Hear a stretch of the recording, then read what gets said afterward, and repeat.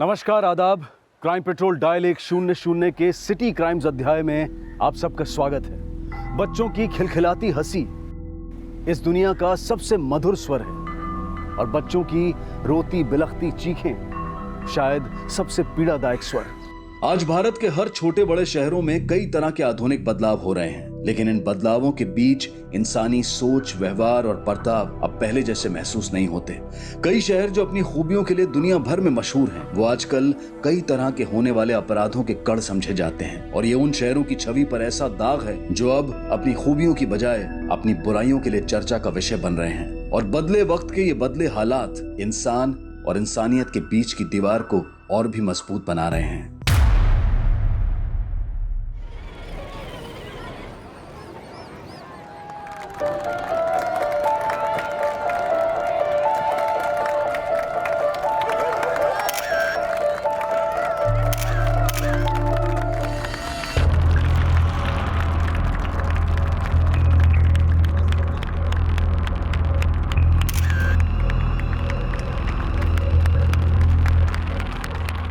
अरे यही है ना सफेद ड्रेस साड़ी। देख किसी हजरिया दांत दिखा दिखा के।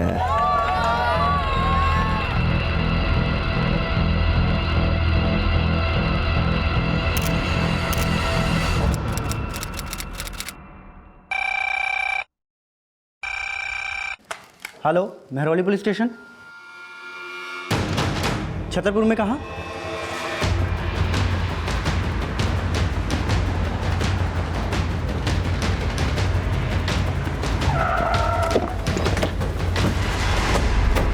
प्रेम शुक्ला जी, मैं हूँ प्रेम शुक्ला। आइए सर। दरअसल कल रात को मेरी बेटी की शादी थी, तो एक बच्चा वहाँ पर गहने और जेवर से भरे हुए बैग को लेकर भागता हुआ पकड़ा गया। मेरे जिए उन्हें से पकड़ा था। ये है वो बच्चा, यही चोरी कर रहा था। मैंने कोई चोरी नहीं की। वो बैग मुझे एक आंटी ने मंडप में ले आने के लिए कहा था। मैं चोर नहीं हूँ। चुप!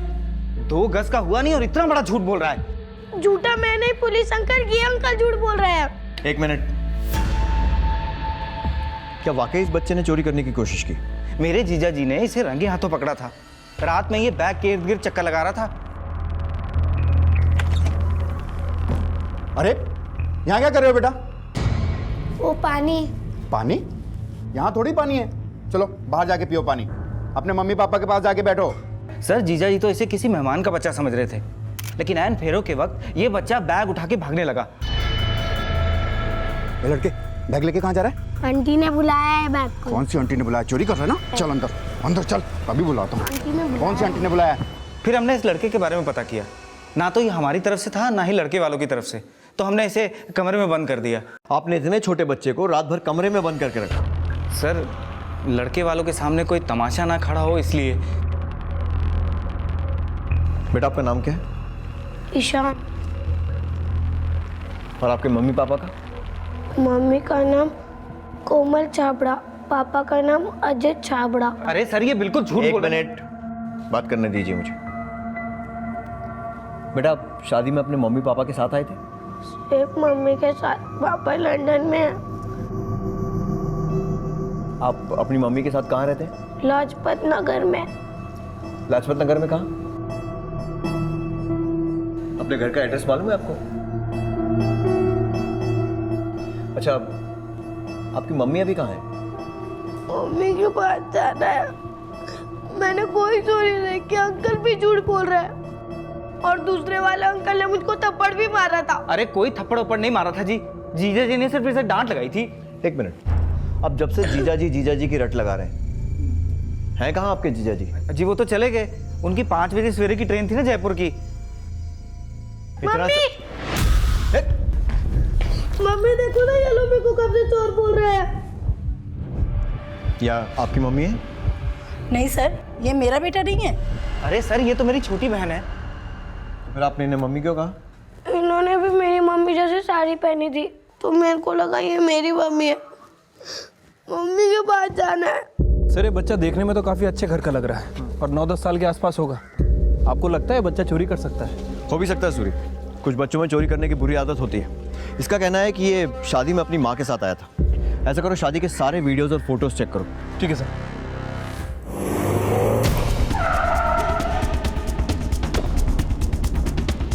बेटा पानी पी लो।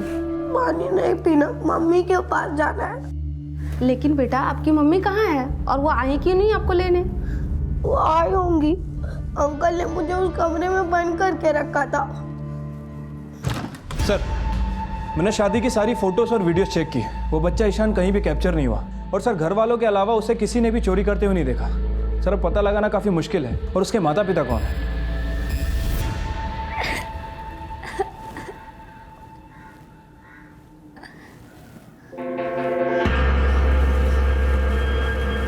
खिड़की खोलो, कोई है, खोलो इसको।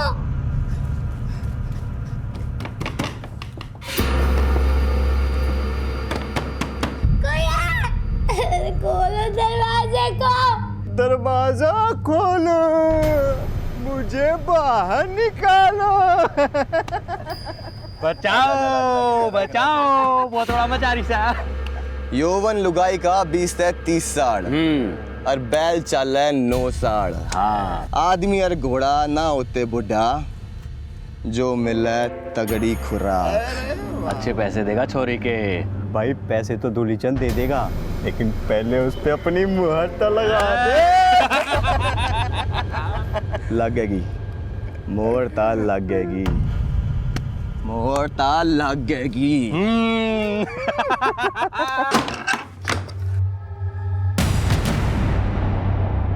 आपके स्कूल का नाम क्या है आप बताएंगे?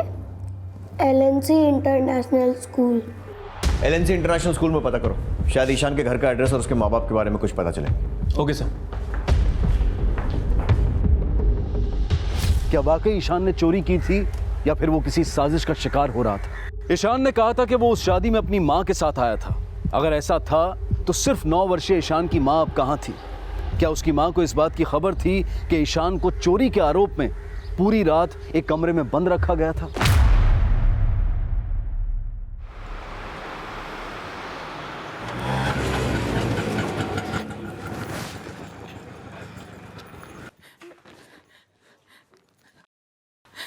साहब साहब साहब, मेरी बच्ची, मेरी बच्ची, आराम से बताइए क्या हुआ। साहब मेरी बच्ची सुबह से मिल नहीं रही है। साहब साहब आप कुछ करो साहब। क्या हुआ? साहब साहब मेरी बच्ची सुबह से गायब हो गई, वो मिल नहीं रही है साहब। आप शांत हो जाइए, अंदर चलिए और आराम से बताइए। आइए। साहब साहब मैं छतरपुर में मेरी बेटी के साथ रहती हूँ। साहब वो बाहर खेल रही थी और वहां से अचानक गायब हो गई। नाम क्या है आपकी बेटी का? काजल।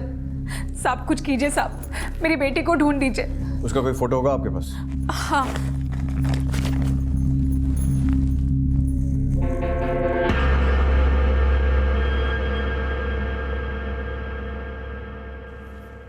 ओ मामा के भाई एक बार और है के एक बार एक राउंड हो लिया ना, काबू रख थोड़ा सा। तन्ना पता ना है, कांच है यो कांच, चटक गया ना तो 1 रुपया ना मिलेगा इसका। सुन गया?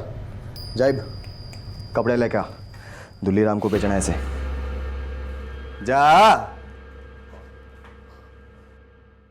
चल चल, वो दो खड़ी हो, चल।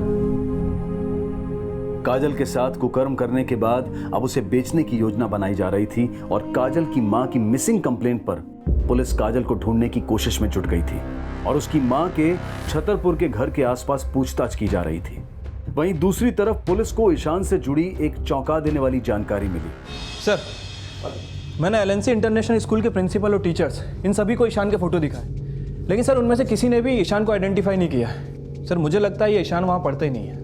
आपके स्कूल का नाम क्या है आप बताएंगे? LNC international school. यानी ईशान झूठ बोल रहा है और वो वाकई उस शादी में चोरी के इरादे से गया था और ईशान उस शादी में है, शायद इसके बारे में उसके माँ बाप को पता ही ना हो। सर लेकिन मैंने राजपत नगर पुलिस स्टेशन में भी इंक्वायरी की है, वहाँ भी ईशान की कोई मिसिंग कंप्लेंट दर्ज नहीं है। बेटा पक्का लाजपत नगर में रहते हैं? हाँ। ठीक है, ये अंकल आपको लाजपत नगर लेकर जाएंगे, वहाँ देखकर आप अपना घर पहचान लेंगे।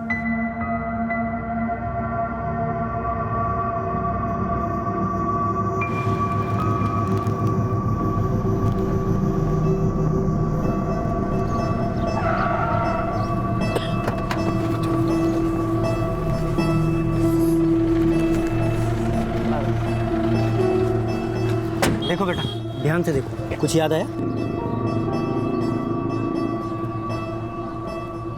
मेरे घर के पास एक पार्क है। पार्क?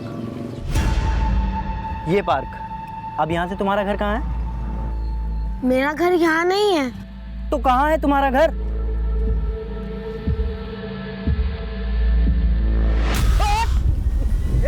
रुक रुक ईशान, रुको।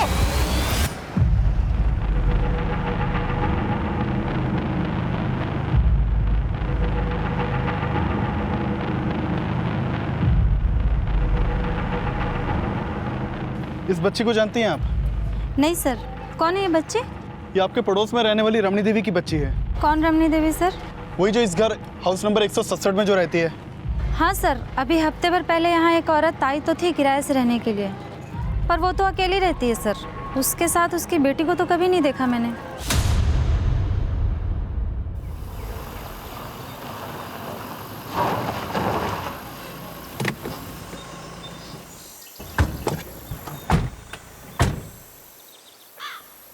राम राम ताऊ।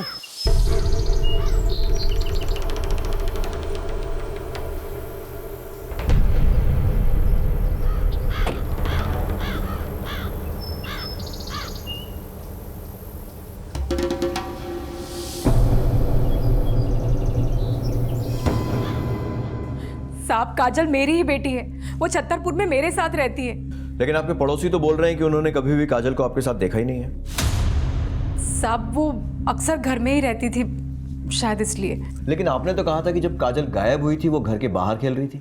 साहब, मैं छतरपुर में मेरी बेटी के साथ रहती हूँ। साहब, वो बाहर खेल रही थी और वहां से अचानक गायब हो गई। हाँ साहब, वो घर के बाहर ही खेल रही थी। पड़ोसियों ने उसे नहीं देखा, इसका मतलब ये तो नहीं कि काजल मेरी बेटी नहीं है। साहब, आप उसे ढूंढ दीजिए, मुझे उसकी बहुत फिक्र हो रही है साहब। चोरी तो चांस ही है, पर ये क्या बड़े कुल दीपक दे पावेगी? अरे ताऊ, एक ना जितने दीपक खावेगा उतने देवेगी।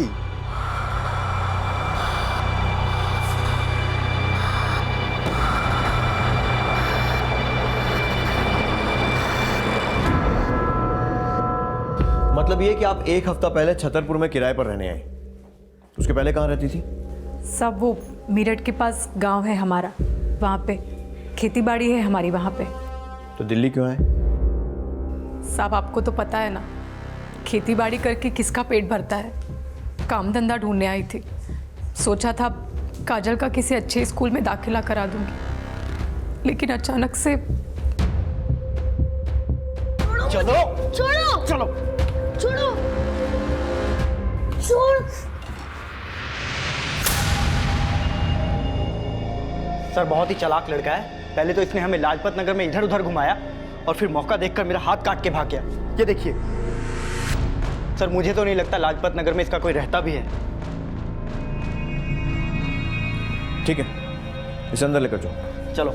छोड़ो मुझे, चलो। छोड़ो।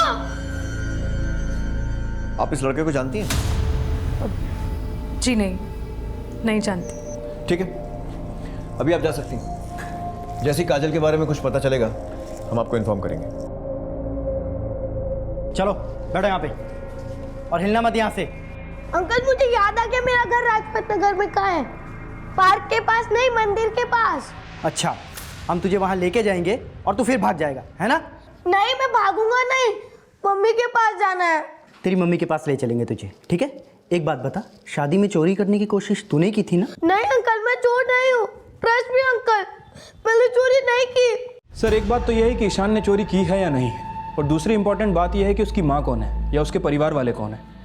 सर, मुझे लगता है कि उसके परिवार वालों उसकी कोई फिक्र नहीं है।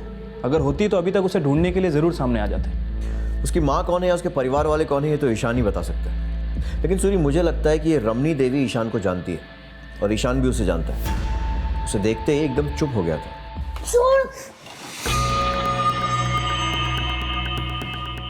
ऐसा करो, ईशान का फोटो सारे अखबारों में छपवाओ। हो सकता है उसके माँ बाप सामने आए।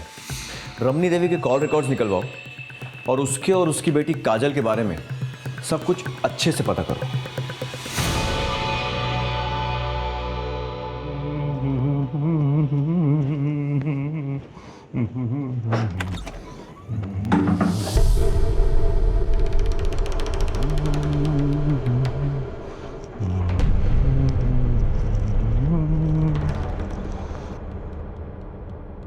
ये देख, मोबाइल में देख कितना बढ़िया बढ़िया गेम है। क्या? मुझे मम्मी के पास जाना है। अरे लड़कियां पराया धन होवे। मासूम काजल को 55 वर्षीय धूलीचंद अपनी पत्नी बताकर उससे अपना कुल दीपक पैदा करवाने की मंशा में उसका बचपन तबाह कर रहा था। लेकिन काजल इस हाल में पहुंची कैसे?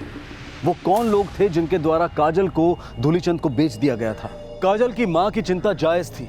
उसकी बेटी बेहद ही दयनीय स्थिति में थी। लेकिन क्या वो ईशान को जानती थी, जो छतरपुर की एक शादी में चोरी के आरोप में पकड़ा गया था?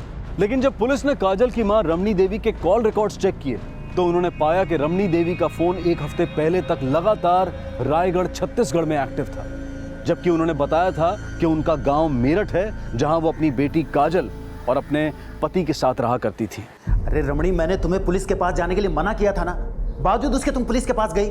अब हो गया ना सब कुछ गड़बड़। लेकिन काजल, अरे काजल गई भाड़ में। अब मेरी एक बात सुनो, तुम फटाफट वहां से निकलो और अपना फोन ऑफ कर दो, ठीक है? ठीक है।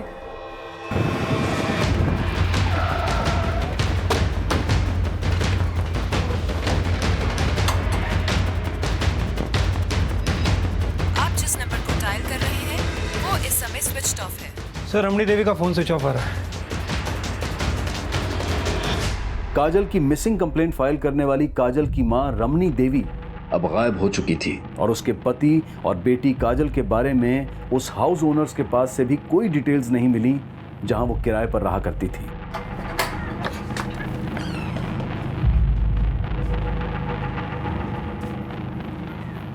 पूरा घर अच्छे से सर्च करो। सर।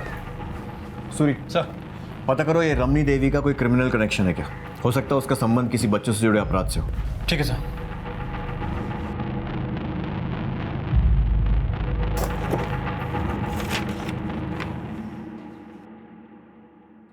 सर, अंदर से ये पेपर मिला है। इकरारनामा कुछ लिखा गया था जो बाद में मिटाया गया है। ये देखो, सुतप्पा सहाय। सर, ये सुतप्पा सहाय किसी का नाम तो नहीं? हो सकता है। छत्तीसगढ़ के रायगढ़ जिले के चिलखड़ी गांव का एड्रेस है। सर, रमणी देवी का फ़ोन भी कुछ हफ्ते पहले रायगढ़ में एक्टिव था। सर, कहीं ऐसा तो नहीं कि रमणी देवी चिलखड़ी गांव के इस एड्रेस पर रहती हो? पॉसिबल है। सूरी, चिलखड़ी जाने की तैयारी करो और पता करो कि रमनी देवी के कॉल रिकॉर्ड्स में सुतप्पा सहाय का नाम कहीं आता है क्या। ठीक है सर।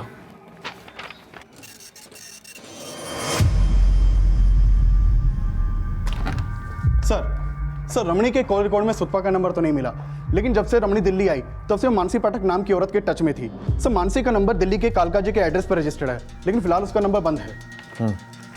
इस मानसी पाठक के कालका जी वाले एड्रेस पे जाके पता लगाओ। Okay sir.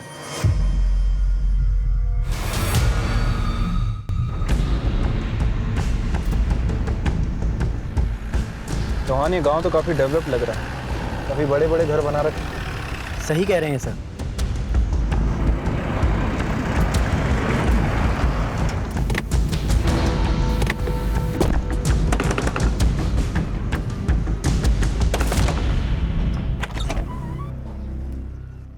जी बोलिए। ये रमणी देवी यहीं रहती हैं क्या? कौन रमणी देवी सर? ये रमणी देवी, क्या रिश्ता है आपका इनके साथ? सर, मेरा इनसे कोई रिश्ता नहीं है। और वैसे आप मुझसे पूछताछ क्यों कर रहे हैं? दरअसल हमें पता चला है कि रमणी देवी यहीं रहती है और ये उनकी बेटी है काजल। इसे तो जानते होंगे ना आप? मैं किसी काजल वाजल को नहीं जानता। ये फोटो में पहली बार देख रहा हूँ। और इसे? बार बार फोटो दिखा रहे हैं आप। मैं इनमें किसी को नहीं जानता हूँ। आप गलत दरवाजे पे आ गए हैं, दूसरी जगह जाइए, ढंग से काम कीजिए आप। सूर्य, हो सकता है वो आदमी झूठ बोल रहा हो। हाँ सर, मुझे भी ये लग रहा है, क्योंकि उसके घर के आसपास कोई भी रमणी देवी के बारे में कुछ भी बताने के लिए तैयार नहीं है। अच्छा, वो रमनी के दिल्ली वाले घर से जो इकरारनामे वाला पेपर मिला था, उसका क्या हुआ? किस चीज़ का पेपर है? सर, मैंने उस पेपर को यहाँ के चीलखेड़ी पुलिस स्टेशन में भेज दिया है। जल्दी वो इसके बारे में पता कर लेंगे। ठीक है, मैं ईशान से फिर से पता करने की कोशिश करता हूँ कि वो रमनी को जानता है या नहीं। सूरी, रमनी के घर के आसपास कोई लैंडमार्क है? हाँ सर, इसके घर के पास एक महालक्ष्मी जनरल स्टोर है। ध्यान से देखो बेटा, पहचानते हो नहीं? मैं इनको नहीं जानता अंकल। लेकिन ये तो आपको जानती हैं। और ये जो पेपर है इसमें भी आपका नाम है। इन्होंने आपके बारे में हमें सब कुछ बता दिया। बताओ, कौन है ये सुतपा देवी? डरो मत बेटा, आप सच बोलोगे ना तो हम आपको घर जाने देंगे। मैं झूठ नहीं बोल रहा अंकल। लेकिन एक बात तो आपने झूठ कही थी, आपका घर लाजपत नगर में नहीं है बल्कि चिलखेड़ी गांव में है ना? और घर किसी पार्क के पास में भी नहीं है, वो तो क्या नाम है, महालक्ष्मी जनरल स्टोर के पास है ना? मैं महालक्ष्मी जनरल स्टोर के पास नहीं रहता, मैं तो तालाब के पास रहता हूँ। हाँ, तालाब के पास। जनरल स्टोर के पास तो ये रमनी आंटी रहती है ना? और ये काजल, ये क्या लगती है आपकी? ये मेरी कोई नहीं लगती, और मैं चिलकेड़ी गांव के अंदर नहीं रहता। आप लोग मुझे फंसा रहे, मुझे लॉयर चाहिए। क्या? आप लोग मुझे फंसा रहे, मुझे वकील चाहिए।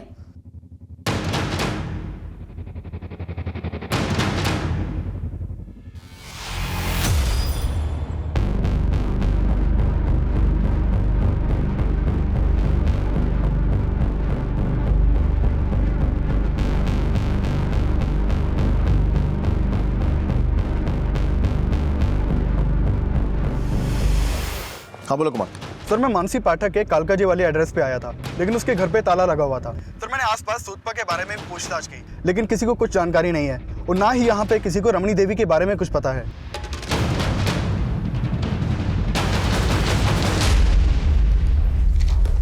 सर, ये मानसी के मोबाइल नंबर का एप्लीकेशन फॉर्म मिला है मोबाइल कंपनी से, और ये मानसी पाठक की फ़ोटो।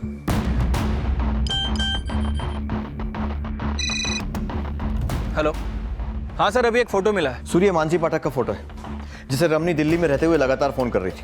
पता करो कि मानसी पाठक, रमनी और चिलखेड़ी गांव का क्या कनेक्शन है। और हाँ, ईशान से पता चला है कि चिलखेड़ी में तालाब के आसपास कहीं उसका घर है। पता करो कहाँ। ठीक है सर।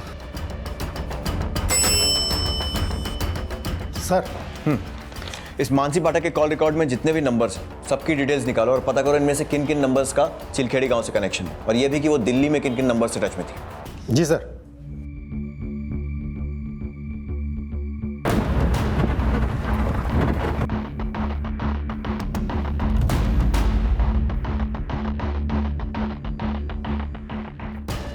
ये तो ईशान है।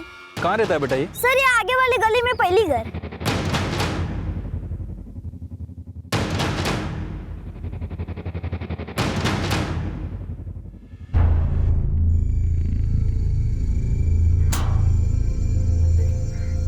मैडम जी एक मिनट सुनिए।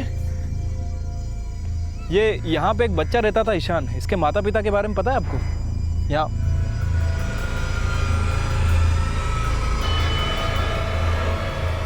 मैडम जी, अरे मैडम, अरे कौन हो तुम लोग और क्या पूछताछ कर रहे हो औरतों से? आप कौन है? ये लो, जंगल के राजा से पूछ रहे कि तू कौन? अरे भैया, सरपंच हैं हम इस गांव के। सरपंच जी, हम दिल्ली पुलिस से आए हैं और यहाँ इस ईशान नाम के बच्चे को तलाश कर रहे हैं। कौन ईशान?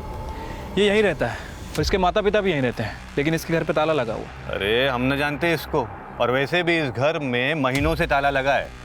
और इन तीनों के बारे में? इसी गांव के हैं ना ये तीनों? अरे किस बेवकूफ ने कह दिया कि ये इस गांव के हैं? देखो भैया, आप अपना समय बर्बाद ना करो और दिल्ली वापस लौट जाओ। लीजिए, चलिए। मिस्टर सूर्य, आपको हमें बिना बताए हमारी एब्सेंस में चिलखेड़ी गांव नहीं जाना चाहिए था। आप लोगों को अंदाजा भी नहीं है कि आपके साथ क्या हो सकता था। श्रीवास्तव साहब, हमने सोचा था कि हम पूरी इन्फॉर्मेशन इकट्ठा कर लेंगे, उसके बाद आपसे कांटेक्ट करेंगे। बाय द वे, हमने आपको एक कागज़ भेजा था जिसमें कुछ इकरारनामा लिखा था। आपने पता किया उस कागज़ के बारे में? उसकी कोई पक्की इन्फॉर्मेशन तो नहीं मिली है, लेकिन हो सकता है कि चिलखेड़ी गांव के सरपंच का कोई कागज़ हो। सरपंच का? लेकिन उस कागज़ में तो किसी इकरारनामे का जिक्र है। अब ये तो मुझे नहीं पता कि इकरारनामा क्या है, लेकिन मिस्टर सूर्य, आप इन गाँव वालों से दूर रहिए, क्योंकि शायद आपको पता नहीं है कि ये चिलखेड़ी गाँव ट्राइबल एरिया में आता है। बहुत ही खतरनाक लोग हैं ये। आप इनसे दूर रहेंगे तो अच्छा रहेगा, क्योंकि आपसे पहले भी कई सारी स्टेट की पुलिस काफ़ी सारी इन्फॉर्मेशन लेके यहाँ आई थी, लेकिन सबके सब खाली हाथ वापस लौट गए। लेकिन मिस्टर श्रीवास्तव, हम खाली हाथ जाने वाले नहीं हैं। हमें किसी भी हालत में केस को सॉल्व करना है, और आई एम श्योर कि इसमें आप हमारी मदद करेंगे। श्योर। सर मैंने मानसी के कॉल रिकॉर्ड चेक किए। उसका नंबर चिलखेड़ी गांव के एड्रेस पर रजिस्टर्ड है।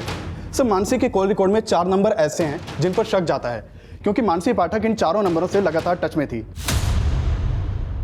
और ये नंबर अब बंद हैं। सर मानसी के कॉल रिकॉर्ड में ऐसा कोई भी नंबर नहीं है जिसका सुतपा से कनेक्शन हो। तो सुतपा है कौन? रमनी के घर से मिले इकरारनामे में भी सुतपा का जिक्र है।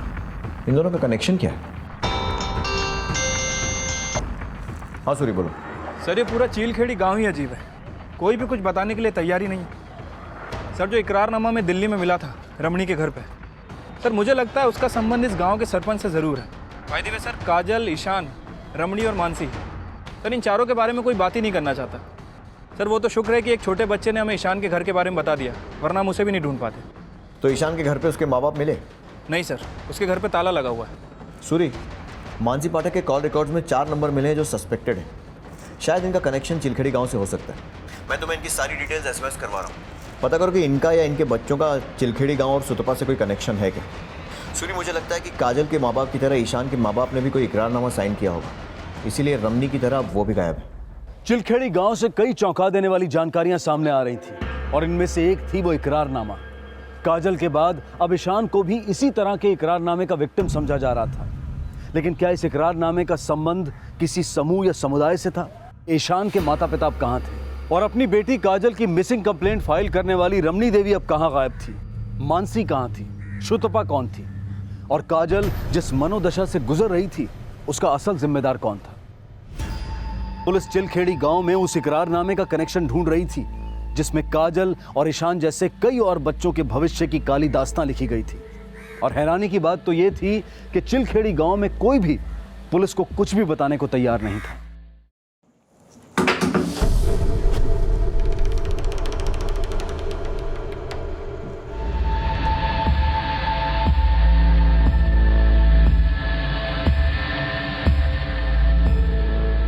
हरिकेश जी, ये ईशान है, दिल्ली की एक शादी में चोरी करते हुए पकड़ा गया था। और ये काजल है, काजल भी उस वक्त दिल्ली में ही थी। काजल की मां रमणी देवी ने पहले इसकी मिसिंग कंप्लेंट कराई और उसके बाद वो खुद वहाँ से चली गई। हमें पता चला है कि ये दोनों बच्चे इसी गांव के हैं। क्या ये दोनों बच्चे इसी स्कूल में पढ़ते थे? हाँ, ये दोनों यहीं पढ़ते थे और इनफैक्ट ये काजल तो काफ़ी ब्राइट स्टूडेंट थी। इसका मतलब ये हुआ कि काजल की माँ का नाम रमणी देवी है और ईशान के फादर का नाम महादेव है। महादेव इस वक्त कहाँ मिलेगा, आप बता सकते हैं? सर मुझे इसके बारे में इतना पता नहीं है। अच्छा, ये 4 औरतें हैं, संगीता, विमला, आसमी और रुक्मणी। क्या ये चारों औरतें इसी गांव की हैं? हाँ, इसी गांव की हैं और इनके बच्चे मेरे यहीं पे ही पढ़ते थे, लेकिन काफ़ी समय से ये आए नहीं। और सिर्फ इनके बच्चे नहीं, कई और ऐसे बच्चे हैं जिनका कई महीनों से कुछ अता पता नहीं है। ये हमें दिल्ली में रमणी के घर पे इकरारनामा मिला था, आपको पता है ये किस चीज़ का है? सर इस इकरारनामे के बारे में मैंने पहले सुना तो ज़रूर था, लेकिन मुझे ज़्यादा कुछ पता नहीं है इसके बारे में। अच्छा, ये देखिए, ये यहाँ पे एक नाम मेंशन है, सुतपा। क्या आपको पता है ये सुतपा कौन है? हाँ, हमारे गांव की है ये। क्या सुतपा इसी गांव की है? हाँ, यहीं रहती थी वो। इस गांव में घर कहाँ है उसका?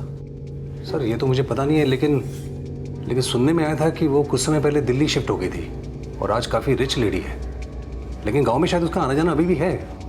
तो कहीं इस इकरारनामे का मतलब गांव से बच्चों को बाहर ले जाने का कोई डील पेपर तो नहीं? मानसी पाठक के बारे में कुछ जानते हैं आप? ये तो सुतपा है। क्या ये सुतपा है? हाँ सर, रमणी के कॉल रिकॉर्ड में सुतपा का नंबर तो नहीं मिला, लेकिन जब से रमणी दिल्ली आई तब से मानसी पाठक नाम की औरत के टच में थी। मानसी पाठक ही सुतपा थी, लेकिन इससे भी ज्यादा चौंका देने वाली खबर यह थी कि ईशान और काजल समेत चिलखेड़ी गांव के कई बच्चे अब गायब थे और उनके बारे में वहां कोई भी बात करने को तैयार नहीं था। और इस केस की गंभीरता को देखते हुए दिल्ली पुलिस के पीआई राजवीर सोलंकी भी इस केस को इन्वेस्टिगेट करने के लिए चिलखेड़ी गांव आ गए। सर, आपको जो भी हेल्प चाहिए हम ज़रूर करेंगे, बस आप उन गांव वालों से दूर रहिए और अपनी टीम से भी कहिए कि चिलखेड़ी गांव जाना बार बार बंद कर दें, वरना उनकी जान खतरे में पड़ सकती है। इन्फॉर्मेशन इकट्ठी करने के लिए खतरा उठाना ज़रूरी है श्रीवास्तव जी। हम बस इतना चाहते हैं कि किसी भी तरीके से सुतपा की लीड हमें मिल जाए। हम आपकी पूरी मदद कर रहे हैं। Thank you.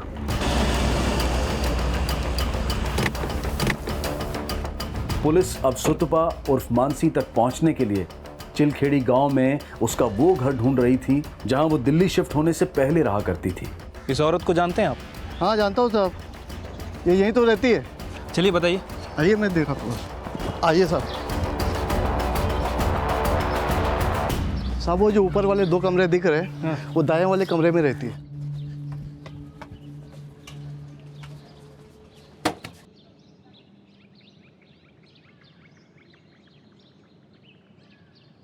बचाओ बचाओ बचाओ!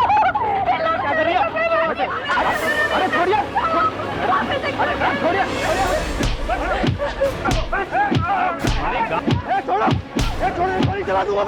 ए श्रीवास्तव जी, ये गोली मारने की धमकी किसको दे रहे हैं आप?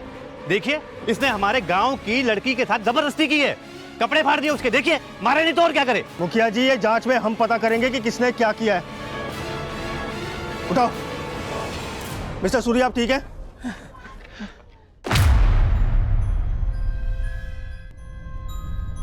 हाँ बोलो, क्या अपडेट? क्या? सर क्या सिचुएशन है? सर पहले से बेटर है, लेकिन शुक्र मानिए कि हमें टाइम पे इन्फॉर्मेशन मिल गई और हमने एसआई सूरी को बचा लिया, वरना ये लोग तो किसी को भी जान से मार के ठिकाने लगाने में माहिर हैं। ये लोग हम पे भी पहले ऐसे चार्जेस लगा के फंसाने की कोशिश कर चुके हैं। लेटर कैसे हो? मैं ठीक हूँ सर, बट सर वो सुतपा के बारे में कोई इन्फॉर्मेशन नहीं मिली। उसकी चिंता मत करो, तो सुतपा बहुत जल्दी हाथ लग जाएगी। मुझे चिलखेड़ी गांव के मोबाइल टावर का डंप डेटा चाहिए, ये पता लगाने के लिए कि इस गांव के कौन से ऐसे नंबर हैं जो दिल्ली और एनसीआर के नंबरों से कांटेक्ट में हैं। Okay sir.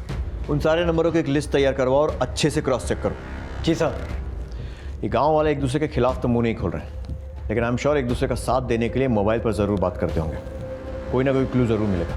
अब तक जो जानकारी सामने आई थी वो इशारा कर रही थी कि चिलखेड़ी गांव के लोगों के बीच लिखा जाने वाला यह इकरारनामा शायद उनके समुदाय का कोई जायज लेखा पत्र होगा जो उनकी खुशी से साइन किया जाता होगा और उसकी स्वीकृति उनके समुदाय के मुखिया द्वारा ही दी जाती होगी। काजल की मां और ईशान के माता पिता समेत जिन भी लोगों को इन्वेस्टिगेट करने का कानूनी अधिकार पुलिस के पास था वो अब सभी गायब थे और पूरा चिलखेड़ी गांव सुतपा से जुड़ी कोई भी जानकारी पुलिस के हाथ नहीं लगने देना चाहता था। और जून 2017 की शादी के सीजन में पुलिस को सुतपा और चिलखेड़ी गांव से जुड़ी एक अहम जानकारी मिली। सर हमने एक नया नंबर आइडेंटिफाई किया है। सर ये नंबर पिछले कई दिनों से दिल्ली में एक्टिव था और चिलखेड़ी गांव से इस नंबर पर लगातार फ़ोन भी आ रहे थे। अभी भी इस नंबर की लोकेशन चिलखेड़ी गांव ही दिखा रहा है। गुड, इसका मतलब ये सुतपा और मानसी का नया नंबर हो सकता है और ये चिलखेड़ी में एक्टिव है, मतलब वो वही है। जल्दी जल्दी चलो, लेट हो रहा है। शुरू हुआ होगा वो। अरे पैर में मेहंदी लगी है क्या? चलो जल्दी। ये लीजिए मुखिया जी, आपका कमीशन।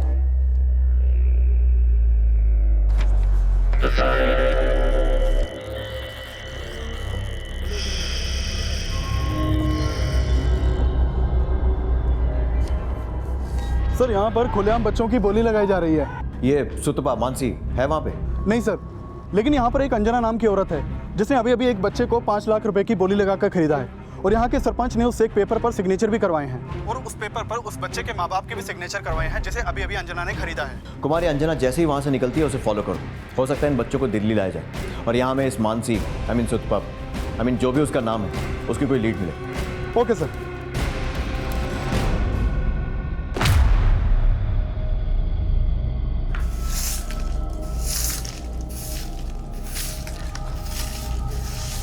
काम हो जाएगा तेरा, तू चिंता मत ही क्या रहेगा, समझा ना? क्या हो गया? पता नहीं, चक्कर आ रहा है और कुछ अजीब अजीब लग रहा है। चल भीतर चल, आराम कर ले, ठीक हो जाएगी। चल तू जा भाई, बाद में मिलना। आज हम सीखेंगे कि खुद को इंट्रोड्यूस कैसे करना है। तुम बताओ, तुम्हारा नाम क्या है? आकाश। आकाश ऐसे नहीं कहना है, आकाश छाबरा। नाम में भी एक वजन होना चाहिए, अमीरी दिखनी चाहिए, बराबर?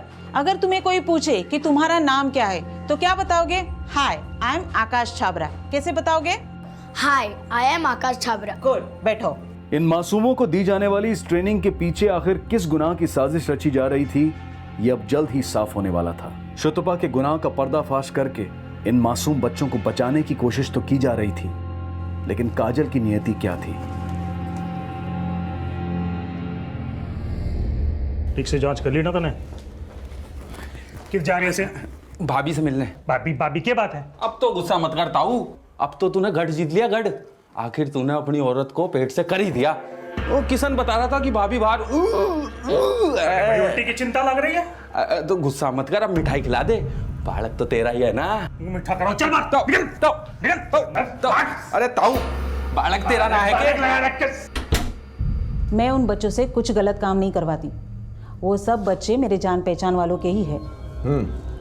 और उन्हीं जान पहचान वालों से आपने ये बच्चे ये इकरारनामे लिखवा कर लाखों रुपए में खरीदे। चिलखेड़ी गांव से मिले हमें उन बच्चों के माँ बाप से।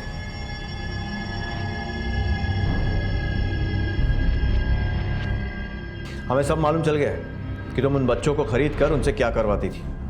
अब खुद अपने मुंह से बोलोगी या फिर अपने तरीके से उगलवाएं?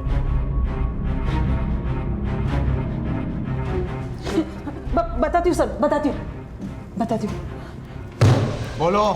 सर, हम उन बच्चों को नीलामी में खरीद के दिल्ली ले आते, उन्हें शहरी बच्चों की तरह गाइड करते, हाई सोसाइटी में उठने बैठने की तहजीब सिखाते, दिल्ली में फार्म हाउस में जो शादियाँ होती थी उसमें चोरी करने की ट्रेनिंग देते थे। संजय और दीपाली आज़ादपुर वाली शादी में जाएंगे, काजल और ईशान पीतमपुरा वाली शादी में, ठीक है? अंजना, बच्चों को शादी वाले कपड़े पहनाकर तैयार कर। जी मैम। चलो बच्चों। हम बारात आने के वक्त शादियों में चले जाते थे और बारातियों के साथ ही अंदर घुस जाते थे ताकि किसी को पता ना चले कि हम लड़के वालों की तरफ से हैं या लड़की वालों की। फिर दुल्हन के परिवार वालों की प्राइवेट रूम देख लेते और उनमें लेन देन की कैश और जेवर के लिए टारगेट करते थे। वो बच्चे अच्छी तरह से ट्रेन होते थे, उन्हें पता होता था कि उन्हें चोरी कैसे करनी है। और वो रिक्शा वाले भी हमारे लिए काम करते थे, उन्हें हर ट्रिप का 2000 रुपया देते थे ताकि चोरी करके हम आसानी से गायब हो जाए। तो ईशान और काजल से भी तुम शादियों में चोरियां करवाती थी? हाँ सर, उस रात ईशान अंजना के साथ छतरपुर की शादी में गया था, लेकिन वो वहाँ पकड़ा गया, इसीलिए अंजना वहाँ से डर के भाग गई। ईशान जब तुम्हारे कहने पर ही चोरियां करता था तो पकड़े जाने के बाद तुम्हारे खिलाफ वो कुछ बोला क्यों नहीं? सर, हम उन्हें इस तरह से ट्रेन करते थे कि वो पकड़े ही ना जाए, और अगर पकड़े भी जाए तो वो हमारे बारे में नहीं बोलते थे, क्योंकि बाद में हम उन्हें आसानी से छुड़ा लेते थे। ईशान तो छतरपुर के फार्म हाउस में चोरी करते हुए पकड़ा गया था। काजल कहाँ है? काजल उस रात मेरे साथ छतरपुर की और एक शादी में थी। मैंने उसे चोरी करने के लिए भेजा था, लेकिन मैंने देखा कि कुछ लोग काजल को जबरदस्ती वेन्यू से लेके जा रहे थे। कौन थे वो लोग? मैं उन आदमियों को नहीं जानती सर। वो काजल को लेकर कैसे गए? किसी गाड़ी में? जी। उस गाड़ी का नंबर याद है?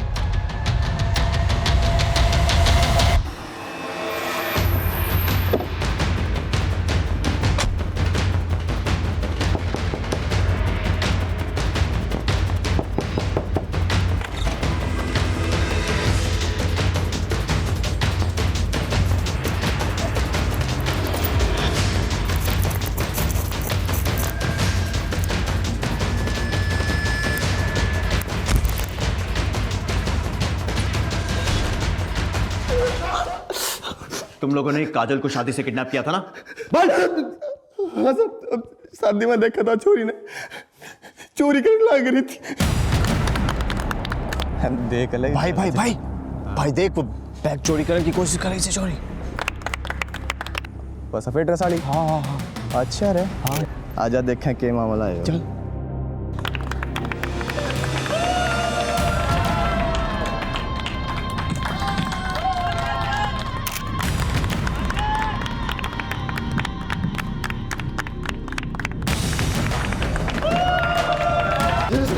बता कहाँ है काजल?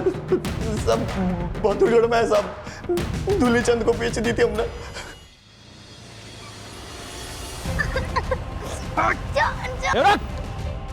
छोड़। डाल इसका अंदर।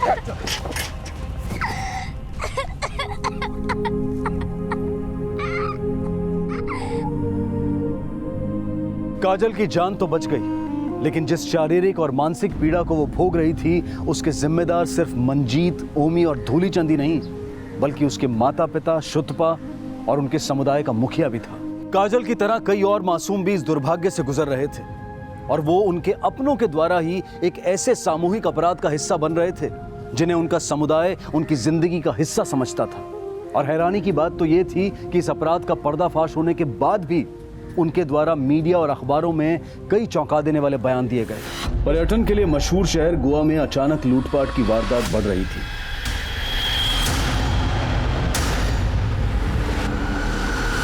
गोवा पुलिस भी ऐसी वारदातों को लेकर काफी सतर्क थी और ऐसी ही सतर्कता दिखाते हुए 12 नवंबर 2007 को पुलिस ने मुठभेड़ में मैंसियो गैंग को धराशायी कर दिया, जब उसके तीनों सदस्य एक ज्वेलरी शॉप में डकैती डालने गए थे, जिसमें मैंसियो इस शूटआउट में पुलिस के हाथों मारा गया। जेम्स गोंजाल्वेस गिरफ्तार हुआ, जबकि तीसरा बिलास चौहान फरार हो गया और गैंग ध्वस्त हो गया। लेकिन क्या इन अपराधियों की कहानी यहीं खत्म हो गई थी, या फिर यह किताब का सिर्फ एक अध्याय था और आने वाले समय में गोवा शहर के सामने और भी भयानक वारदातें आने वाली थी। इसके 3 साल बाद 13, 14 और 15 फरवरी 2010 में लगातार 3 दिनों तक गोवा के अलग अलग इलाकों से पुलिस को 10 लाशें मिली, जिसमें वहशियत और दरिंदगी की शक्ल और विभत्स होती गई थी। 72 घंटों में दहशत के इस तांडव ने गोवा को हिलाकर रख दिया था। आम जनता में भी डर था और गोवा में पर्यटन पर भी इसका अच्छा खासा असर पड़ा था। कुछ लोगों ने अपनी टिकट्स कैंसिल करवा दी थी और कुछ लोग जल्द से जल्द वापस जाना चाहते थे। लेकिन 3 साल पहले हुई डकैती का क्या इन 10 हत्याओं के साथ कोई कनेक्शन था? क्या ये उसी वारदात के निशान थे जो आज उभर कर आ रहे थे, या फिर ये कोई अलग ही दरिंदगी की दास्तान थी?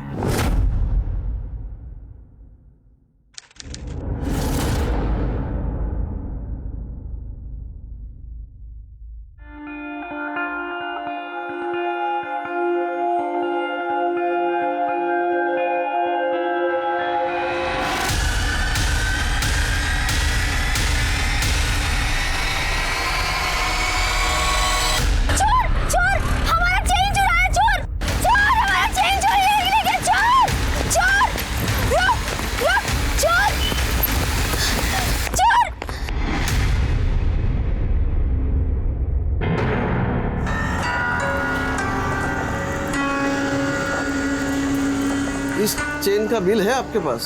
मैंने घर में बहुत ढूंढने की कोशिश की, लेकिन मुझे नहीं मिली। मेरे पति अस्पताल में, इमरजेंसी है। बाकी इतनी मेहनत से बनाई हुई चेन बेचती नहीं मैं।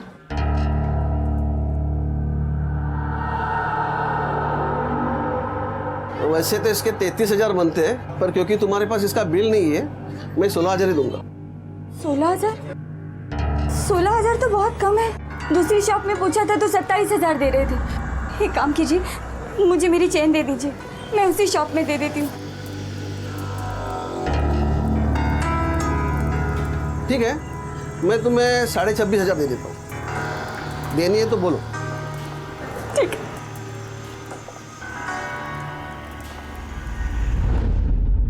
और कितना सैड होएगी? अरे गॉड को थैंक यू बोल, सिर्फ चेन गया तेरा, तेरे को कुछ नहीं हुआ। वो मम्मा का चैन था नैन्सी, मम्मा का आखिरी निशानी। ऊपर से मेरे घर का कंडीशन, पापा के ट्रीटमेंट पे कुछ पैसा बचता ही किधर है। जूली, तेरे को क्या मालूम, अगर वो स्नैचर लोग पकड़ा गया तो तेरे को तेरी मम्मी का चेन वापस मिल जाएगा। पॉजिटिव रहने का। ले पानी पी।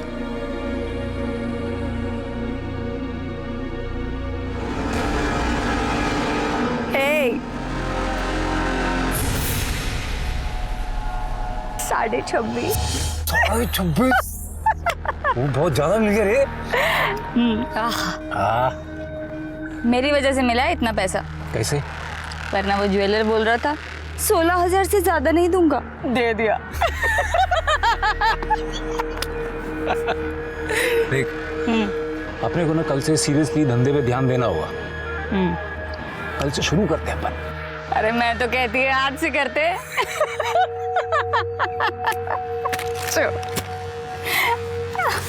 बहुत शानी है तू, हैं? 26.5। 26.5?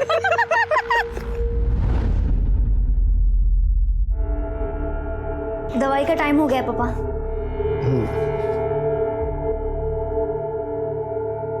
तेरे गले का चैन क्या वही? मेरी मेडिसिन के लिए बेच दिया क्या? हैं? मालूम है ना वो तेरी मम्मा का चैन था। नहीं पापा, वो मैं मार्केट में जा रहा था तो चोर लोग खींच के भाग गया। मैं उसके पीछे भागी भी, पर वो लोग बाइक पे थे। तो पुलिस में कंप्लेंट करने का था ना। पापा, आप तो जानता ही है, मैं पुलिस के पास कैसे जाएगा?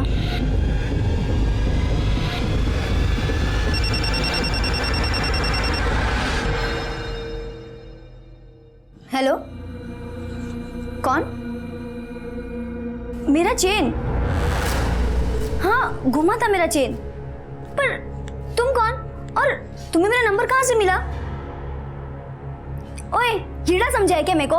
पहले चेन चुराता है, फिर चेन रिटर्न करने का बोलता है। ठीक है, कलंगुट मार्केट पे मिलती है। किधर जा रही है तू? वो स्नैचर जिसने मेरा चेन चुराया था, रिटर्न करने का बोलता है। येड़ी है क्या तू? जो चोरी किया वो रिटर्न कर को करेगा? उसको तेरे बारे में सब मालूम रहेगा, इसके लिए जानबूझ के बुला रहा रहेगा तेरे को, तेरा फायदा लेने को। हेलो, हाँ आती है मैं।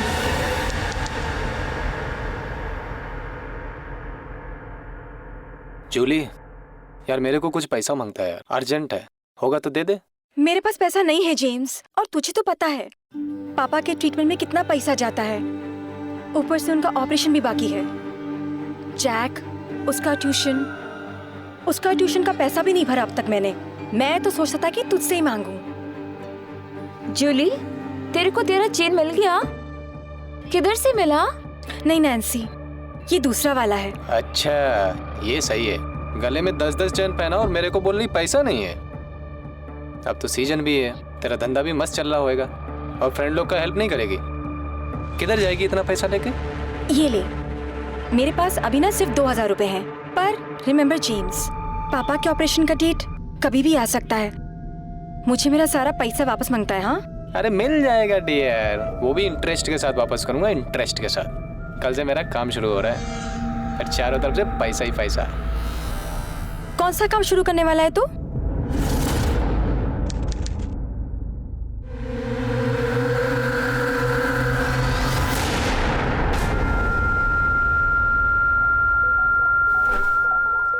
Excuse me.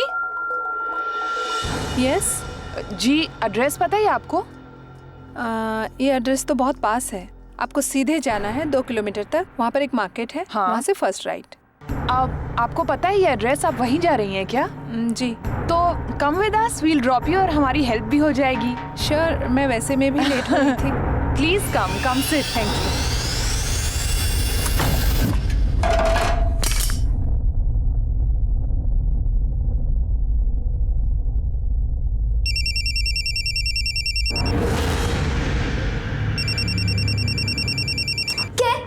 दिन भर मोबाइल में गेम खेलता रहता है, जी जाके पढ़ाई कर।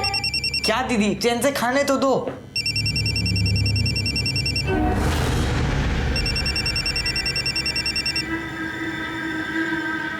हाँ बोल, कौन है? यहाँ कहाँ क्या गोरा है? देख, गाड़ी भेजेगा ना वो, अगर नहीं भेजेगा ना तो मैं अपनी टैक्सी से आएगी और उसका अलग चार्ज लगेगा। देख, उसका तेरे साथ जो भी हो वो तू देख ले, मुझे मेरा 1 घंटे का चाहिए, उससे ज्यादा मैं 1 मिनट भी नहीं देगी उसे। चल ठीक है, मैं आती है।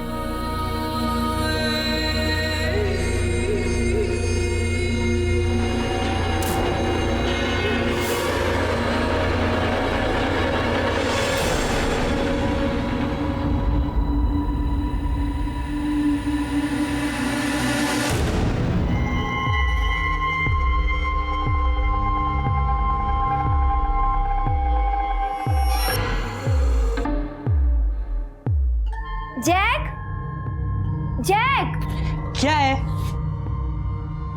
मैं बाहर जाके आती है, तू पापा का टेक केयर कर और घूमना फिरना नहीं। ऑलराइट? हाँ ठीक है।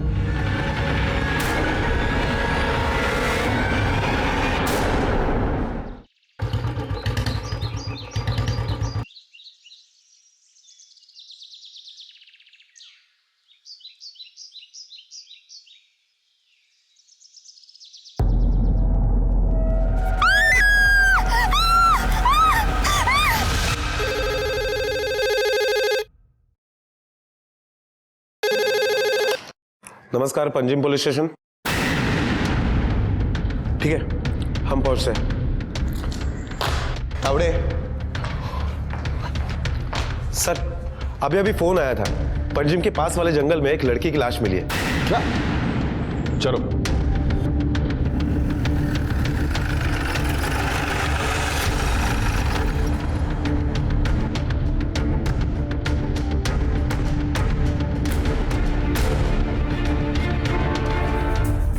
सावन, चेहरा जलाया गया है, इसका मतलब कातिल नहीं चाहता था कि बॉडी की पहचान हो सके। सर, कपड़ों से तो ये अच्छे घर की लग रही है, लेकिन बॉडी पे कोई भी गहने नहीं है। हो सकता है कि ये मामला लूटपाट का हो। कपड़े फटे हुए हैं, इसका मतलब मर्डर के पहले इसके साथ जबरदस्ती की गई है। लेकिन समझ में नहीं आ रहा, एक अकेली औरत यहाँ क्या कर रही थी? सर, तब तो ये भी हो सकता है कि ये भी एक कपल हो। यहाँ आने के बाद लड़का और लड़की इन दोनों में झगड़ा हुआ हो और बाद में गुस्से में आकर लड़के ने इसके ऊपर रेप किया और इसे मार डाला हो और चेहरा भी जला दिया। नहीं सावन, एडिया देखो, घिसी हुई है और ये रही घसीटने के निशान। इसका मतलब इस लड़की को कहीं और मारा और घसीट कर यहाँ लाके जला दिया है। और वैसे भी साथ में पेट्रोल लेकर कौन घूमेगा? आसपास का एरिया चेक करो, कोई गाड़ी के निशान मिलते हैं या नहीं वो देखो। Okay sir. सर, सर ये देखिए, टायर के निशान। टायर के निशान देखकर लगता है ये कोई छोटी गाड़ी होगी। फॉरेंसिक को बुलाओ और पता करो ये कौन सी गाड़ी हो सकती है, और उस लड़की की फोटोज और डिटेल्स आसपास के सभी पुलिस स्टेशन में भेज देना। हो सकता है कि उसकी किसी ने मिसिंग कंप्लेंट लिखाई है। Okay sir. गोवा में मिली ये लाश उस भयानक दहशत की शुरुआत थी जिसकी चपेट में गोवा अगले कई दिनों तक रहने वाला था। ये खबर जंगल में आग की तरह से फैल गई और लोकल लोगों में और टूरिस्ट में खौफ पैदा हो गया, और ये खौफ का मंजर कम होने की बजाय और ज्यादा होने वाला था। लाशों की गिनती और डर का पारा कल्पना से बड़ा था। हालात ऐसे लग रहे थे कि मानो गोवा की हर गली, हर मोड़ पर एक लाश पाई जा सकती है। ये कौन कर रहा था और क्यों? पुलिस ने इसका जवाब ढूंढना शुरू कर दिया था।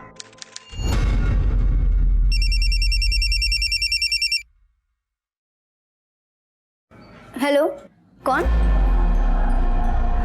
मैंने कहा है ना, मुझे वो चेन रिटर्न नहीं मांगता है। काहे को घड़ी घड़ी फोन करता है मेरे को? आज के बाद मुझे कॉल करके डिस्टर्ब नहीं करने का। नेक्स्ट टाइम फोन किया ना ये तो बोलने का कि मेरा ब्रदर आके लेके जाएगा। फ्रेंड लोग को लेके आके ठोकता है मैस को, और चेन मिला ना तो वो भी लेके आएगा।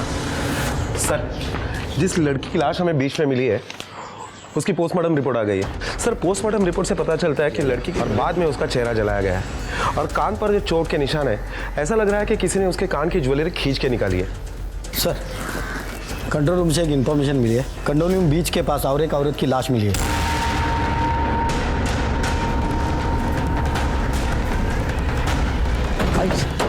बॉडी कहाँ है? इस तरफ।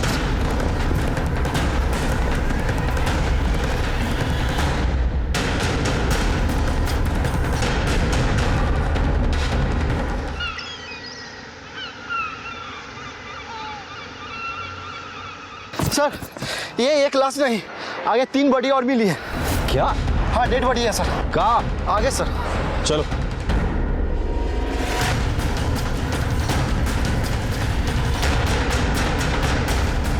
सर, एक डेड बॉडी आगे भी है।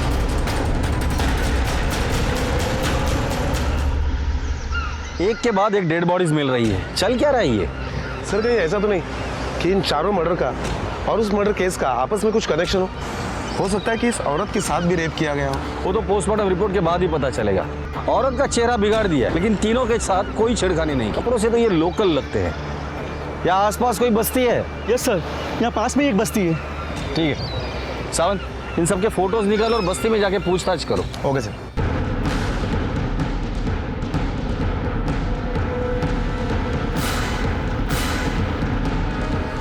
अरे सुनो, क्या ये लोग इसी बस्ती के?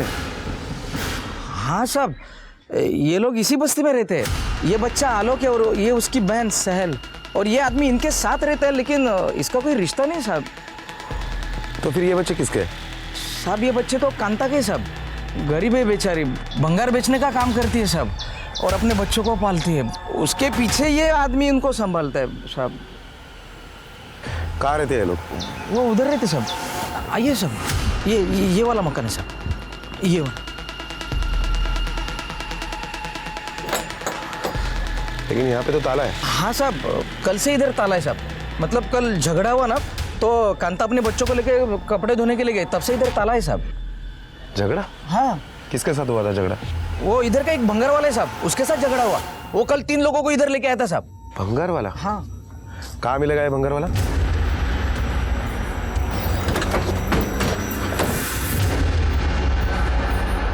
क्यों बे? कांता के साथ तेरा ही लफड़ा हुआ था ना? तेरे रिसाइकल के दिन आ गए। लो इसे। चल चल।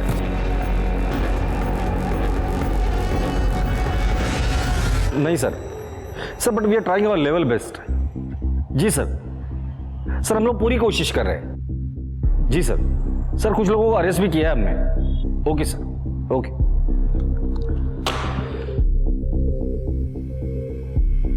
सावंत, जो लाश अभी मिली थी उन्हें पहचानने में कोई लीड मिल गई?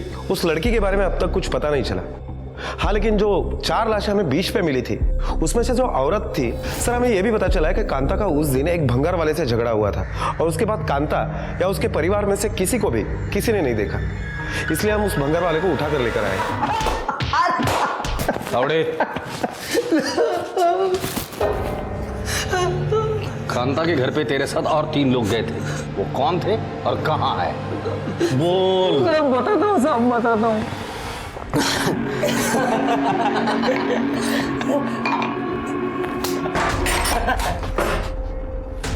उठा सबको। साहब हमने क्या किया साहब? हमने कुछ नहीं किया साहब। साहब हमने कुछ नहीं किया साहब,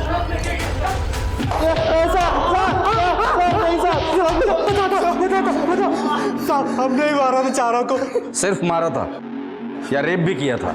हाँ साहब, वो मारने से पहले। तावड़े, अच्छे से खातिरदारी करना इन सबकी। कांता और उसके परिवार के कत्ल की गुत्थी पुलिस ने 5 घंटों में सुलझा ली थी और चारों मुजरिम अब उनकी कैद में थे। लेकिन सवाल यह था कि जिस लड़की की चेहरा जली लाश उन्हें मिली थी। ए मावशी, बोला माशी आहे का? आहे ना। कुठली आहे बघा, दाखव। अरे सिंगाडा मच्छी आहे बघ। हे बघ, माल बघ, माल बघ। बस हे बघ, फार जुनी नाही ना? मस्त आहे ना सिंगाडा? कितीला दिली? शेवटच्या भाव 700 देणार। काय माल बघू? अरे बघा तू, कसा माल चांगला आणलाय मी, एकदम फ्रेश। 450 मी सांगितलं, आता काय करायचंय बोल? थोडा जास्त कर, 500ला सगळी घेऊन जा।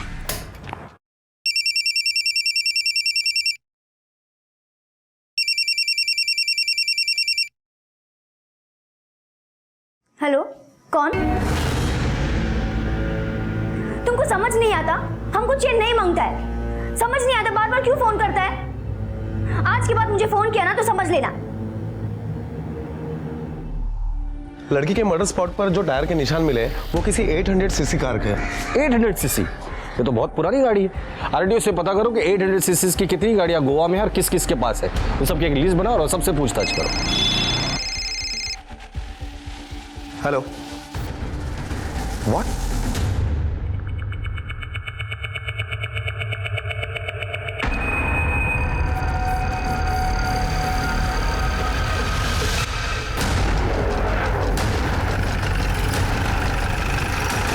साहब, कहाँ है डेड बॉडी?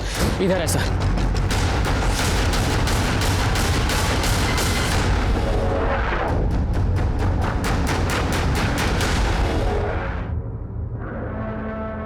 तुम्हें कैसे मालूम पड़ा? सर मैं इस रास्ते से जा रहा था तो देखा मछली की टोकरी पड़ी हुई है और पास में चप्पल पड़े हुए थे और मिट्टी पर घिसने का निशान। बहुत बास आ रहे थे साहब, और वहाँ जाके देखा तो लाश पड़े थे। पैरा में से तो ये मच्छी वाली लगती है, हो सकता है वो टोकरी उसी की हो सकता है सर। लेकिन सर जहाँ तक मैंने देखा है ये लोग काफ़ी गहने यूज़ करते हैं, लेकिन इसके बॉडी पर तो एक भी गहना नहीं है। गहने भी नहीं है और इसका भी चेहरा जलाया गया जैसे अभी पहले लाश मिली थी, ताकि विक्टिम की पहचान ना हो सके। अगर इसके साथ भी कत्ल के पहले बलात्कार हुआ है तो ये कातिल की मोडस ऑपरेंडी कुछ मुझे समझ में आ रही है। ये एक आदमी का काम नहीं है, ये जरूर गैंग होगी और ये लोग अकेले औरत को निशाना बना रहे और उनके गहने लूट रहे हैं। सर लेकिन मुझे नहीं लगता कि कोई इतने से गहने के लिए खून कर देगा। सावंत, 200 रुपए के लिए मर्डर होते हमने देखा है, यहाँ तो सोना है। हेलो, क्या? ठीक है, हम पहुंचते हैं। सर बीना बीच। हाँ बोल जेम्स। किधर है तू? मिलने का मेरे को तेरे से। देख जेम्स, मेरे पास ना बिल्कुल पैसे वैसे नहीं है, और पापा के ऑपरेशन को भी। अरे डार्लिंग, मैं बोला क्या पैसे का कुछ? आज मेरे को तेरा पैसा रिटर्न करने का है। मेरा पैसा आ गया है, तो मेरे को बता कब मिलेगी, किधर मिलेगी। आज क्या तेरा सारा पैसा वापस कर दूंगा। ठीक है, 2 बजे ना मेरे घर के पास वाले रोड पर मिलना। चल ठीक है, बाय।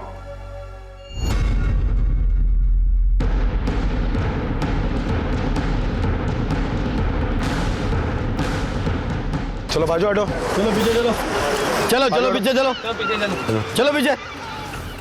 सर, बॉडी पे कोई चोट के निशान नहीं है और ना ही कोई गहने चोरी हुए हैं। बॉडी के साथ कुछ आईडी प्रूफ भी नहीं मिला है जिससे इनकी पहचान हो सके। सर, मुझे लगता है कि ये केस उस केस से अलग है। सावंत, कल 14 फेब था, मतलब वैलेंटाइंस डे, और जिस तरह से ये कपल बंधा है, लगता है इन्होंने सुसाइड किया होगा। शायद घर वालों ने मना किया होगा या कोई और वजह होगी। जब तक पोस्टमार्टम का रिपोर्ट नहीं आता कुछ कह नहीं सकते। बॉडी को पोस्टमार्टम के लिए भेज दो और इनकी फोटो आसपास के लोगों को और यहाँ के होटल्स में दिखा देना। हेलो। हाय। चल आ जा। पर कहाँ ले जा रहा है? चलना बताता हूँ। ठीक है चल। चलो।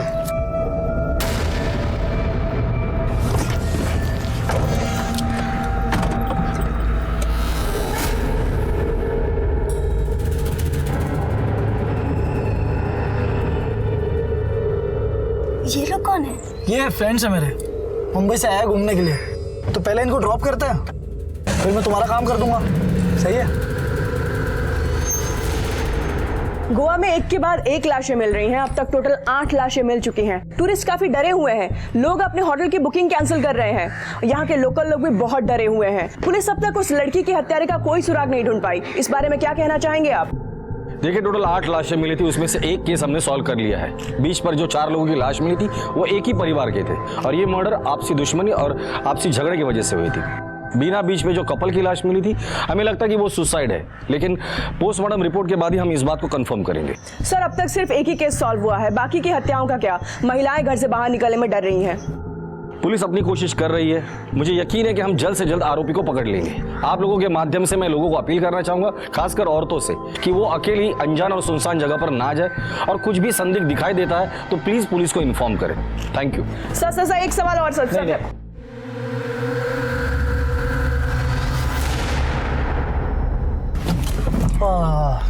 यहाँ क्यों स्टॉप किया गाड़ी? स्टॉप नहीं किया, स्टॉप हो गई।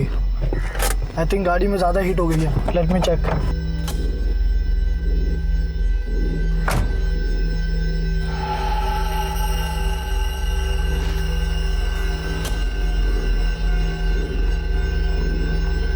सर, जिस मच्छी वाली की जली हुई लाश हमें मिली, उसके पोस्टमार्टम रिपोर्ट से पता चल रहा है कि उसे भी वायर जैसी चीज से गला घोंट कर मारा गया है, लेकिन उसके साथ बलात्कार नहीं हुआ। उस लड़की और इस मच्छी बेचने वाली को एक ही तरीके से मारा है, तो हो सकता है कि दोनों का कातिल कोई एक ही हो सकता है सर। और एक बात सर, बीना बीच पर जिस कपल की लाश हमें मिली थी, उनका भी पोस्टमार्टम रिपोर्ट आ गया है और इस पोस्टमार्टम रिपोर्ट से पता चल रहा है कि उनकी मौत पानी में डूबने की वजह से हुई है। इसका मतलब इन दोनों के मौत से कोई लेना देना नहीं है। हेलो, ठीक है, हम आ रहे हैं। सर, और एक लड़की की लाश मिली है। क्या?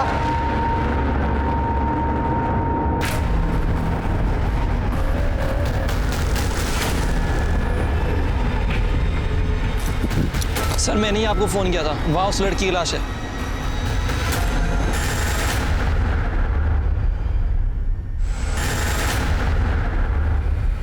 इस सीरियल किलर का ये तीसरा मर्डर है।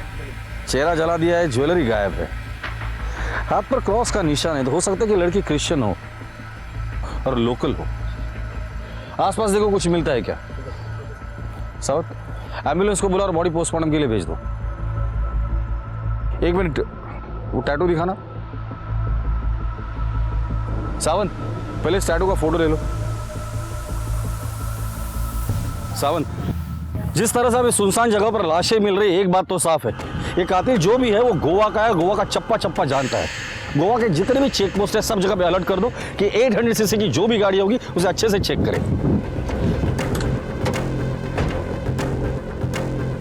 Really sorry sir. Yes sir. नहीं सर, अभी तक कोई भी ब्रेक थ्रू नहीं मिला है, मुझे थोड़ा और वक्त दीजिए। Yes sir, thank you sir.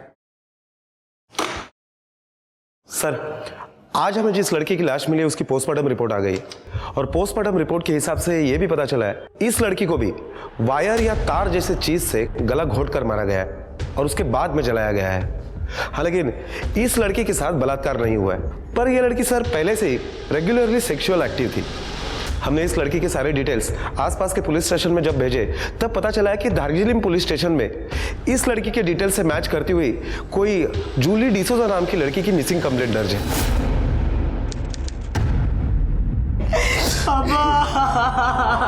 Sorry Peter, but Jully आखिरी बार कहाँ जाने के लिए घर से बाहर निकली थी? नहीं मालूम सर, वो मेरे को कुछ बोल के नहीं गई।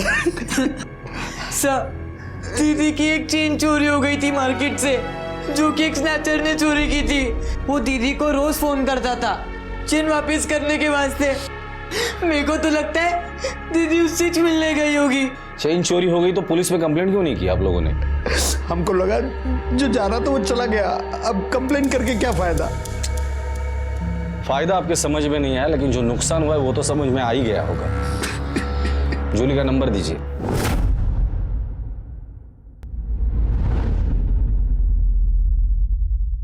सर, जूली के कॉल रिकॉर्ड्स आ गए। सर, जूली के कॉल रिकॉर्ड से पता चलता है कि गोम्स डिसोजा नाम के आदमी ने पिछले 3 महीने में जूली को 299 बार फोन किया है। सबसे पहले इस गोम्स डिसोजा को उठाकर लेकर आओ, पता तो करे कि 299 बार इसने जूली को किस खुशी में कॉल किया था। साहब, जूली अपना कजन सिस्टर था। अपने सिस्टर से बात करने को रीजन चाहिए क्या? अपनी सिस्टर से बात करना कोई क्राइम है क्या साहब? मेरे सिस्टर से बात करना कोई भी क्राइम नहीं है। 3 बार लड़की सप्लाई करने के जुर्म में पकड़ा गया है, अब बोल कि ये भी क्राइम नहीं है? जूली के पोस्टमार्टम रिपोर्ट के हिसाब से वो सेक्सुअली एक्टिव थी रेगुलरली। अब वो एक्टिव कैसे थी इसका जवाब तो बोल बोल बोल। वो सब छोड़ी तो सही साहब, लोग वो सब अपनी उसका सारा काम देखता था साहब। काम देखता था मतलब कस्टमर लाता था उसके लिए, पिन था उसका दो। शर्म आनी चाहिए तुझे। बहन कहता है उसे और उसी से धंधा करवाता है। साहब, अगर ऐसी बात है तो सबसे पहले पीटर अंकल को बैड फील करना मांगता है साहब। उसके बोलने से अपन जूली को धंधे पे लाया था।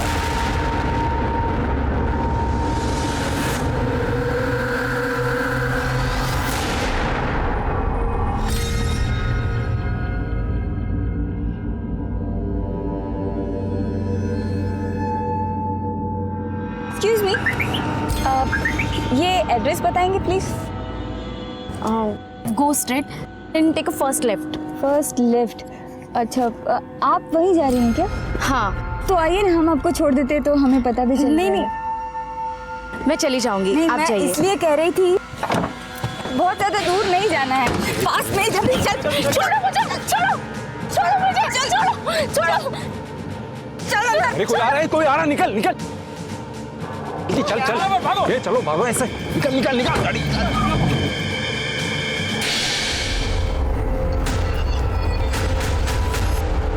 कैसे बाप हो तुम?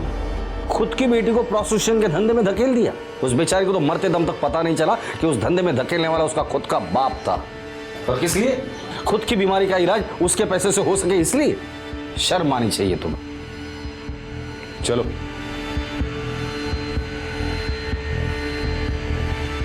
सर, अगर सामने से बाइक नहीं आती तो वो लोग मुझे जबरदस्ती गाड़ी में उठा लेते। गाड़ी कौन सी थी?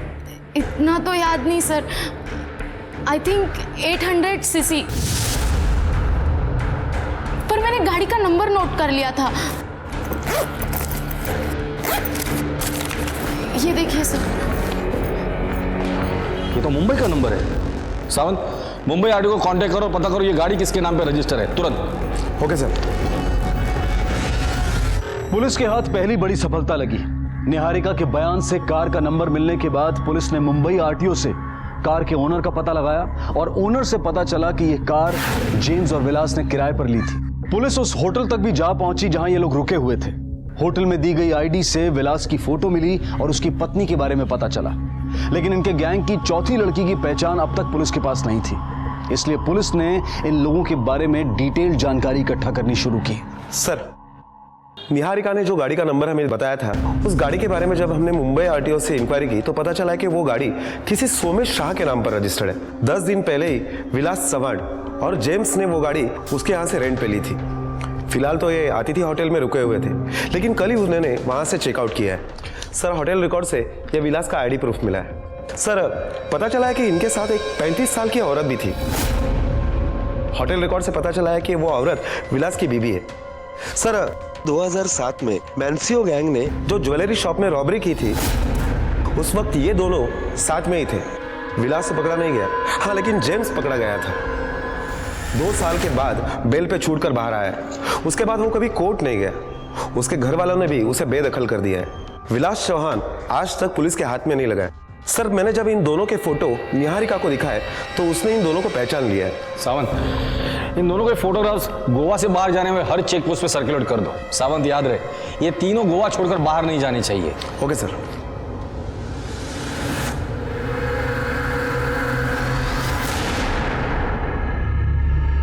Excuse me.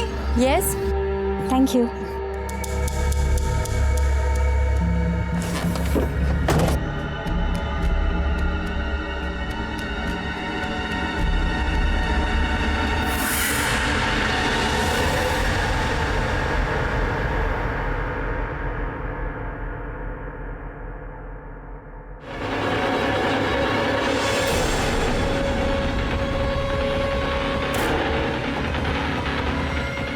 निकल पुलिस, निकल गाड़ी, जल्दी निकल।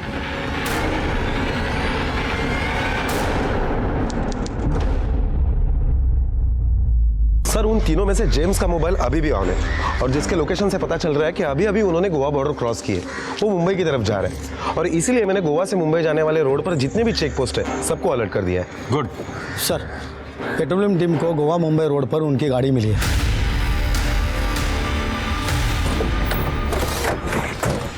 तलाशी लो गाड़ी की।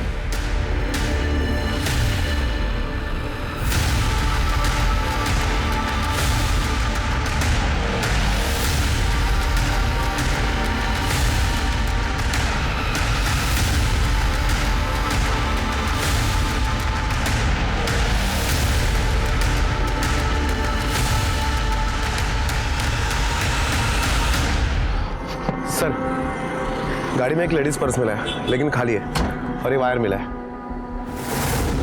सर, डिक्की में पेट्रोल की बोतल मिली है। ये सारी चीजें फॉरेंसिक में भेज दो और जेम्स का नंबर ट्रैकिंग में डाल दो। Okay sir.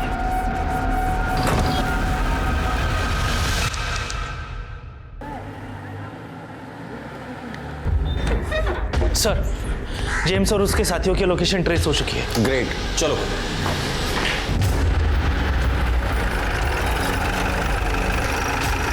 सर, इस तरफ।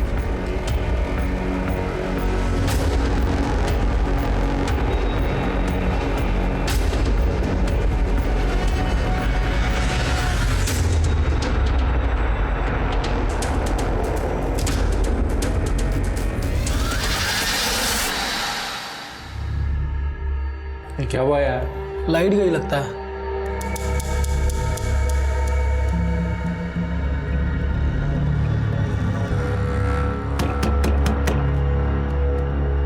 कौन है? इलेक्ट्रिक बोर्ड से आया है। ये पुराना मीटर जल गया था ना, वो नया पिटाना है। दरवाजा खोलो। बैठो बैठो, मैं देखता हूँ।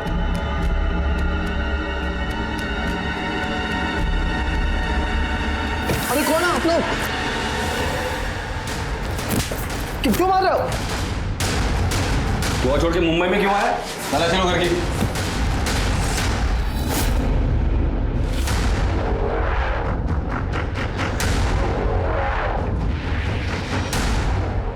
सर, ये मोबाइल और गहने मिले। पंचनामा करके आपकी कस्टडी में ले लीजिए इसे। Yes sir. तुम लोग तो 4 लोगों की गैंग है ना? चौथा कहाँ है? चौथा कहाँ है? बोल। गोवा में।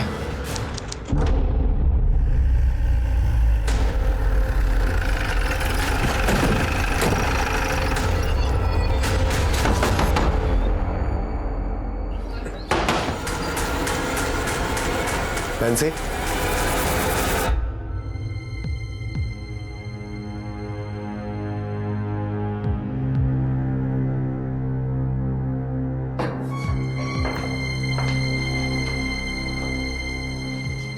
तुम चारों की कुंडली है मेरे पास।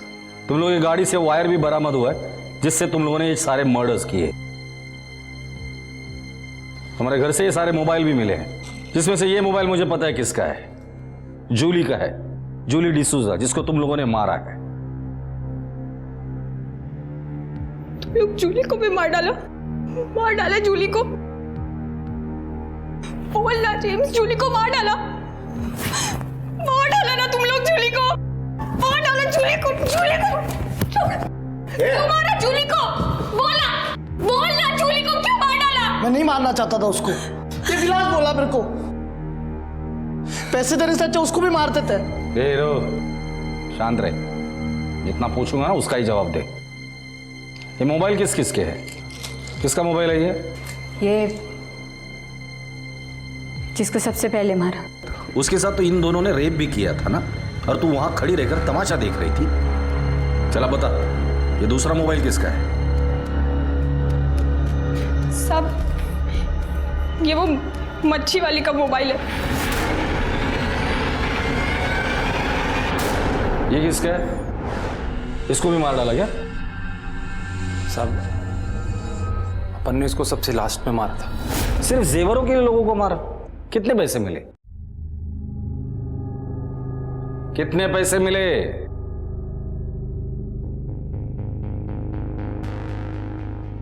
साहब 48,000। साहब पैसा खत्म हो गया था साहब। पुलिस से तो मैं ऐसे ही भाग रहा था, कभी कैसे कमाता। सिर्फ 48,000 रुपए के लिए तुम लोगों ने मासूम लोगों को मार डाला। इतना पैसा तो तुम लोग मेहनत करके भी कमा सकते थे। अब जिंदगी भर यहीं सड़ना। सावंत, इन सब के खिलाफ चार्जशीट फाइल करो। Okay sir. पुलिस ने चौथी लाश भी बरामद कर ली और इन चारों के खिलाफ चार्जशीट फाइल की, और अदालत ने इन चारों को उम्र कैद की सजा सुनाई, और आज ये चारों अपने किए की सजा भुगत रहे हैं। ये केस मानवता के चेहरे पर एक तमाचा था, जहां अपराधियों ने अपने जीवन यापन के लिए इतना घिनौना तरीका अपनाया। अपनी जरूरतों के सामने उन्हें दूसरों की जिंदगी भी सस्ती नजर आती थी। क्या कोई भी सहूलियत, कोई भी महत्वाकांक्षा इंसान की जिंदगी से बढ़कर हो सकती है? बिल्कुल नहीं। और जो लोग ऐसा समझते हैं वो ये जान लें कि वो मानसिक तौर पर बीमार हैं, और आज नहीं तो कल उन्हें उनके कर्मों की सजा भुगतनी होगी। अब मैं अनूप सोनी आपसे विदा लेता हूं। फिर मुलाकात होगी अगले एपिसोड में एक और चौंका देने वाले केस के साथ। तब तक अपना और अपने परिवार का ख्याल रखें और देखते रहें क्राइम पेट्रोल डायल 100। सबक एक को, सीख हम सबको। जय हिंद। क्राइम पेट्रोल के और भी दिलचस्प कहानी देखने के लिए हमारे चैनल को सब्सक्राइब करें और बेल आइकॉन दबाना न भूलें।